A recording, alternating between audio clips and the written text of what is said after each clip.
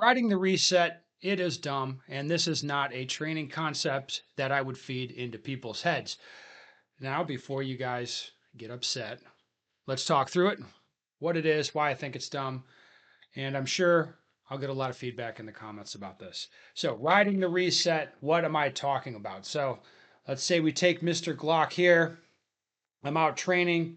Boom, I fire the gun. That shot goes off. Riding the reset, I'm just going to minimize the amount of travel forward, release the trigger just to the point where I hear that audible click, and now the trigger's reset. And from there, I'm going to go ahead and press through for the next shot.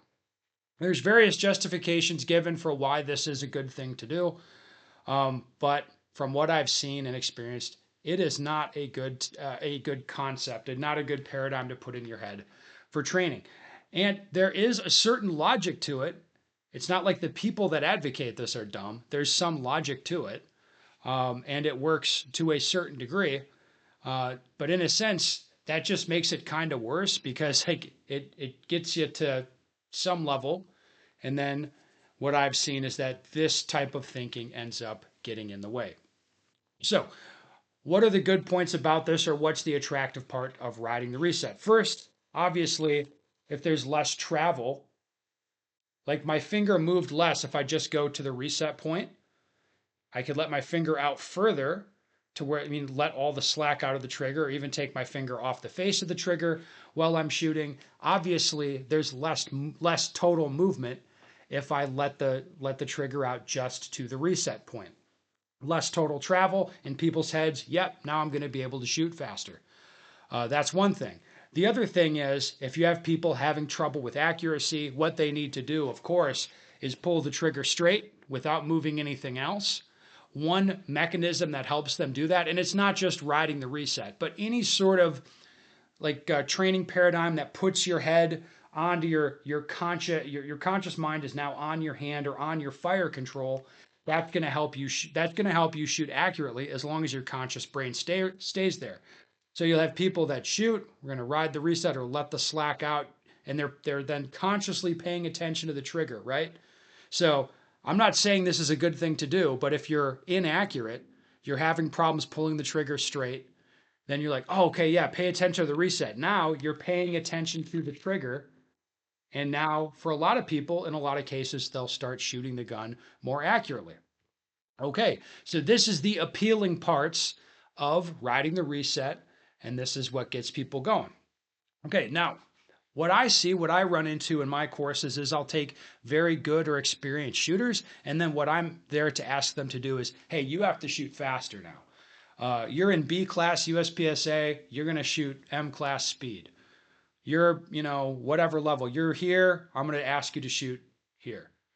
And it doesn't matter how good you are. Like you could be M class, you could be G. I've had national champions come through my classes. It's like I'm going to ask them to shoot faster. That's what I'm going to do. And in those circumstances, you start to see the limitations of different training paradigms or different techniques.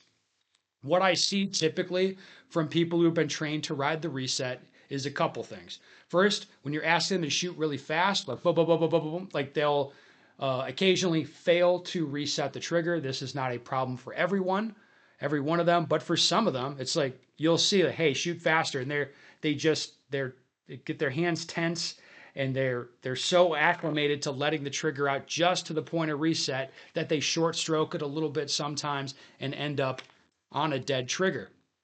That happens a lot. We call that trigger freeze.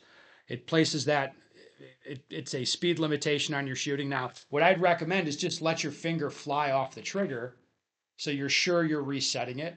I think that's easier. What you'll find is that people who shoot very fast, especially at close ranges, shooting at high speeds, the idea that their finger doesn't come off the trigger or that their finger is only traveling minimally, this is not really the case. So if you look at anybody, even people who are like, they will tell you, they'll swear up and down, like, nah, bro, just ride the reset out. You'll put a camera on them and watch, and their fingers flying off the trigger at the close range, high speed stuff. Like people tend to do that even unwittingly. And that's true of reset riders. But the ones who really try to ride the reset, they end up a lot of times with trigger speed, with trigger freeze. Now, another problem with the reset riding sort of thinking is it places this speed limitation on people shooting, again, kind of unwittingly. So let's say I get really fast with this. It's like shoot, reset, click, click. Like I get really fast at this technique of letting out just to reset, pulling the trigger and shooting. I get really good at it.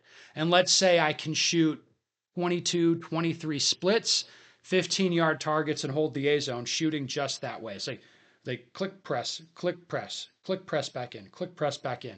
Now, I've seen a lot of guys like this, like master class, good shooters, very good. But to get to the next level, it's like, all right, you got to go faster. And then when they need to go faster than this reset riding technique that they've trained in, it's tons of problems. Like they said, they essentially need to start over with their trigger control because it's like they've trained themselves that it's like this pace, it's this way. It's like click, roll, press, click, roll, press, click, roll, press. And they do that faster and they get that to where they train that in, and that's like their accurate shooting. Again, as soon as you ask them to go faster or make them shoot in a way that they're uncomfortable, that like the riding the reset thing really does fall apart. It ends up being a speed limitation on their shooting.